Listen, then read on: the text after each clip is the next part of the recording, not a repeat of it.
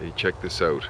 Here it is, the 12th of December on the northern Great Plains, and I'm really enjoying the weather. Bare hands, and a duck floating on the largely open river. A little bit of ice by the edge, you can see it. But I'm just loving this localized super El Nino warming. And look, there's the remains of another duck here. By the look of things. Probably a falcon got it or something like that. But I wanted to share a few thoughts on something different. Just wanted to share my environment here. It's been a while since I've been out on the trail because I've been busy doing something else. Oops, got something in the way here. Yeah, so I was just thinking as I was walking along, wondering why it is there's so much predation in the world. And it makes sense from a biological standpoint. I mean, if I was a falcon or an eagle, I would probably want to go catch that duck there because I'd be hungry at a certain point, right? The eagle doesn't ask permission, it just does what it does. But within species, there seems to be that as well. I mean, we see, within a wolf pack, you have certain wolves that will dominate over other wolves, and the pack seems to function in that manner. And I think that nature, by and large, creatures within nature, human beings being no different for the most part, although I'll address the differences, a little bit of difference as I see it later. We want to invest the least amount of effort for the most amount of momentary pleasure. That's what I see animals doing.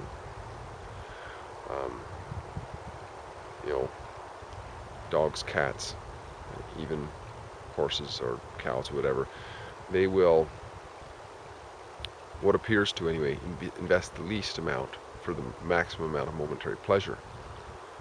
Now, humanity has evolved to be more intelligent and to be able to live anywhere on the planet in complex societies without any body hair, without any ability inherently within their body to, certain animals like ravens can live anywhere, but they have very seriously adapted feather configurations and metabolism and ability to eat anything and so on, and they can just live off of whatever carrion they find, and probably don't have a very long lifespan either.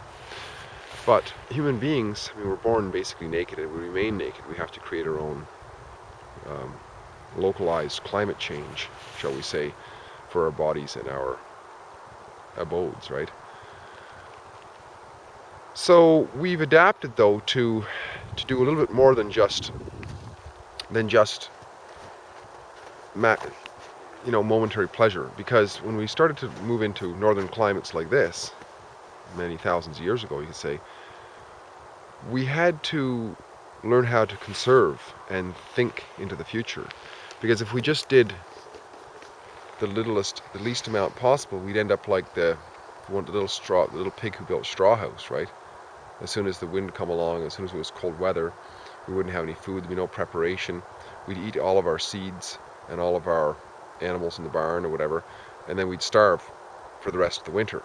So we had to learn how to conserve and to be efficient, and we had to also teach our offspring to do the same. So we had to put a lot of investment into them to be able to control their, innate bodily drives and what have you, to be able to forestall momentary pleasures for longer term gains. But yet at the same time, there remained those human beings who would live in, say, tropical climates, who didn't have to worry about that, so they developed differently.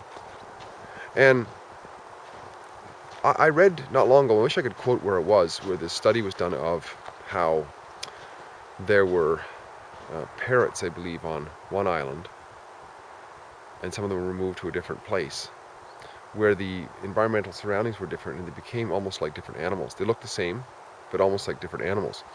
And human beings are like that too. So I would say that remaining in the existence of humanity, there is the tendency, it's like the genetic tendency to be more conservative in approach to life, and then in the other extreme, more liberal or more libertine, shall we say, in just enjoying the moment and the momentary pleasure for the least amount of investment.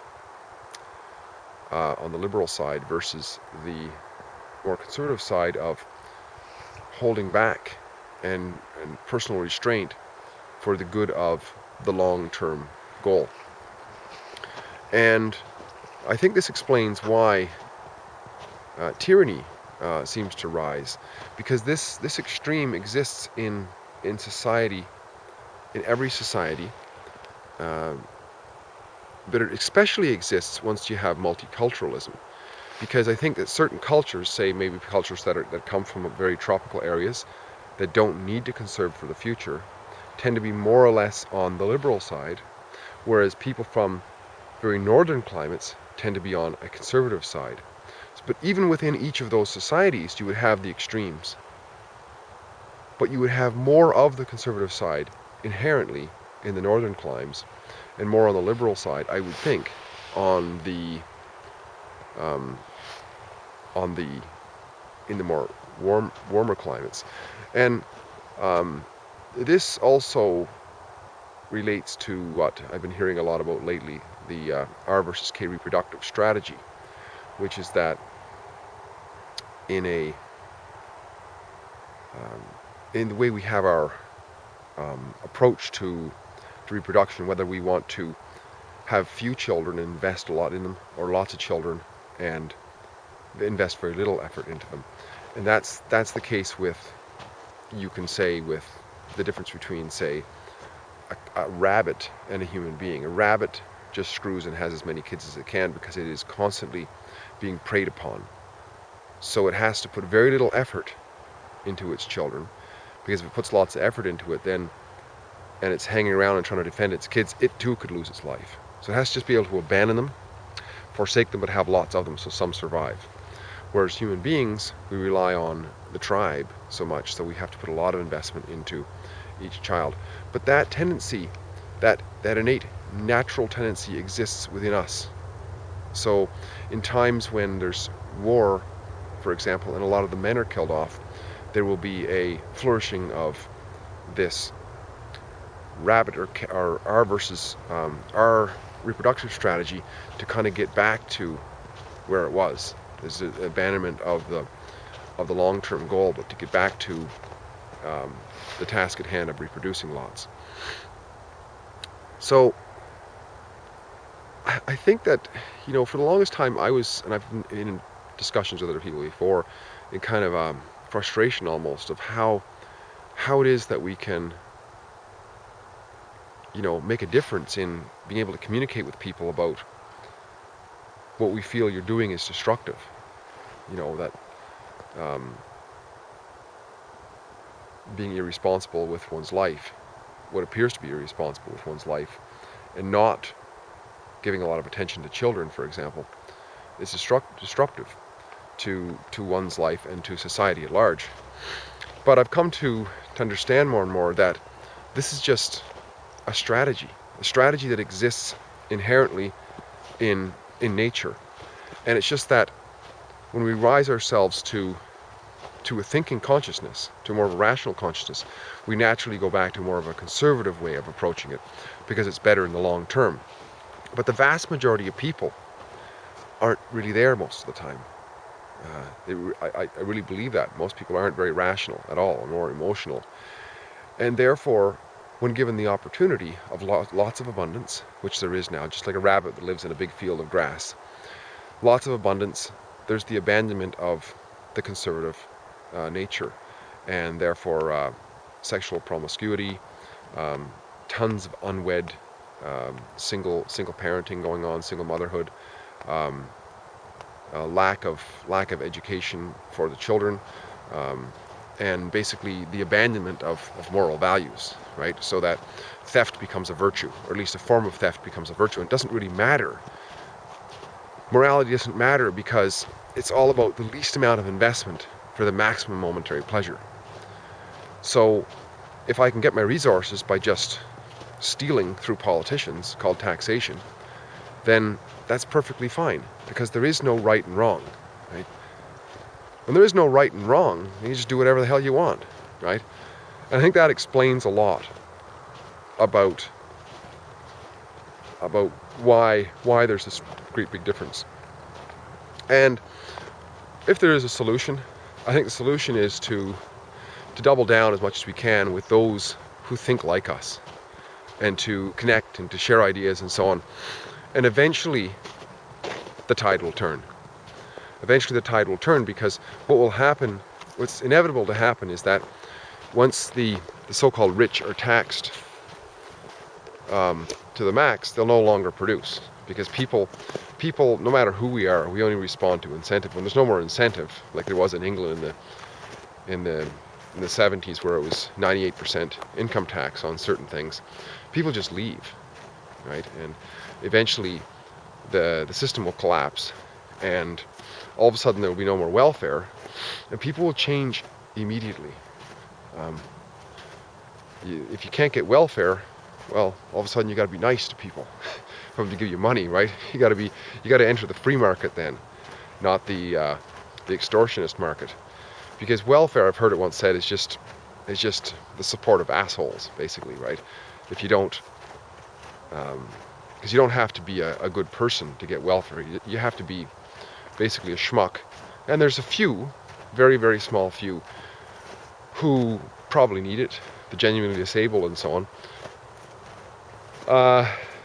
But those would get taken care of by decent people, as they used to be, actually taken care of and not just abused by a system which just uses them as for propaganda fodder for their socialist programs, as I see it. So anyways, I just thought I'd share this. It's human nature, it's animal instinct, animal nature, or whatever, to want to do the least amount for the maximum momentary pleasure. But the difference between those who are like that in human nature, or in human form, and those who are not, is the rational side, I think, and the thinking capacity. Perhaps there's other things as well, cultural norms and so on, but people who actually take it upon themselves, as opposed to just following along dogmatically with religious or cultural doctrines.